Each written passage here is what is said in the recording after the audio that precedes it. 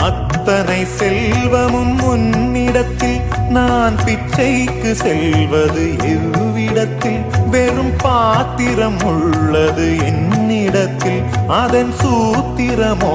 அது உன்னிடத்தில் ஒரு முறையா இருமுறையா பல முறை பல பிறப்பெடுக்க வைத்தாய் புதுவினையா பழவினையா கணம் கணம் தினம் என்னை துடிக்க வைத்தாய் பொருளுக்கு அலைந்திடும் பொருளற்ற வாழ்க்கையும் துரத்துதே உன் அருள் அருள் அருள் என்று அலைகின்ற மனம் இன்று பிதற்றுதே